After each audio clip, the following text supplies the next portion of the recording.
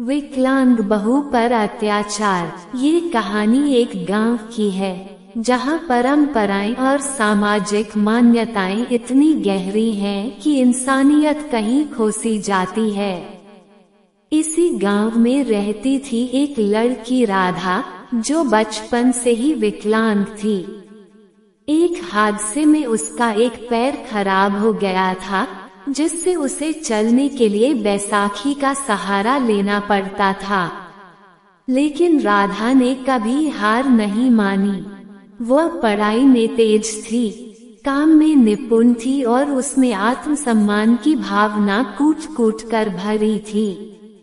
राधा की शादी। राधा के माता पिता गरीब थे। उन्होंने बड़ी मुश्किल से राधा की शादी तय की। लड़का सामान्य दिखने वाला था और घर वाले बोलते थे कि वो बहुत अच्छे लोग हैं। उन्होंने इस बात को भी स्वीकार कर लिया कि राधा विकलांग है और बोले कि उन्हें कोई फर्क नहीं पड़ता। लेकिन हकीकत कुछ और ही थी।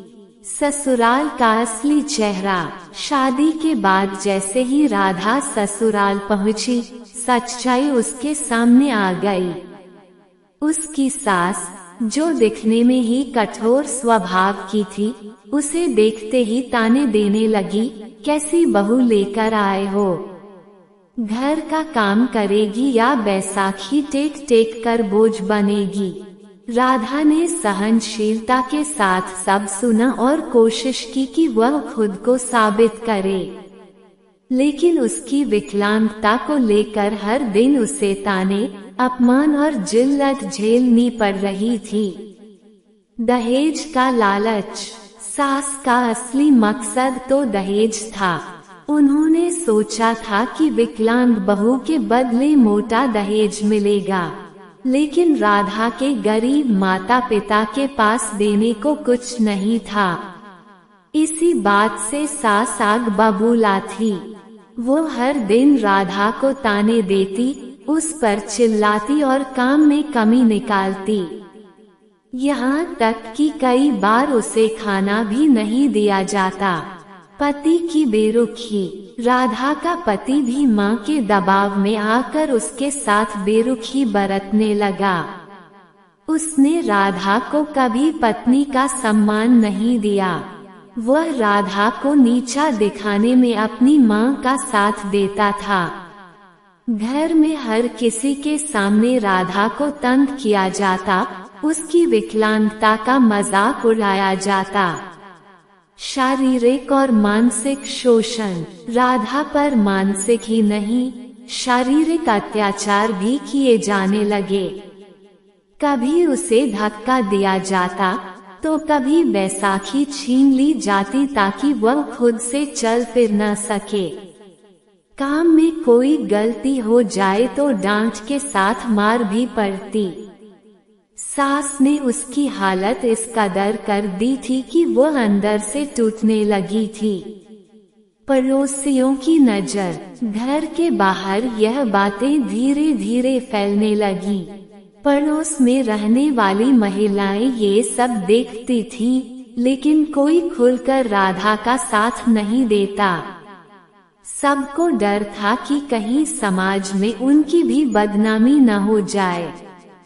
कुछ लोग खिड़की से झांक झांक कर तमाशा देखते और बातें करते, लेकिन कोई मदद को आगे नहीं आता। राधा का संघर्ष। लेकिन राधा ने हार नहीं मानी। उसने सोचा कि वह अपनी तकदीर खुद बदलेगी। उसने गांव की पंचायत में जाने की ठानी। एक दिन उसने हिम्मत जुटाई और अपनी आपबीती गांव की पंचायत के सामने रख दी। उसने अपनी चोटें, अपमान और शोषण के सबूत पंचायत को दिखाए। इंसाफ की लड़ाई। शुरुआत में पंचायत ने इसे घरेलू मामला कहकर टालने की कोशिश की, लेकिन जब गांव की कुछ महिलाओं ने भी राधा के साथ मिलकर आवाज उठाई, तो मजबूरी में पंचायत को कार्रवाई करनी पड़ी। सास और पति को चेतावनी दी गई और समाज के सामने उनकी बेइज्जती हुई। नई शुरुआत। धीरे धीरे हालात बदलने लगे। राधा ने गांव में विकलांग महिलाओं के लिए जागरूकता अभियान शुरू किया। उसने महिलाओं को सिखाया कि शारीरिक कमजोरी कभी भी आत्मसम्मान और अधिकारों की कमजोरी नहीं हो सकती। वह खुद भी आत्मनिर्भर बनने लगी। उसने सिलाई का काम शुरू किया, जिससे उसकी आर्थिक स्थिति भी सुधरने लगी। संदेश।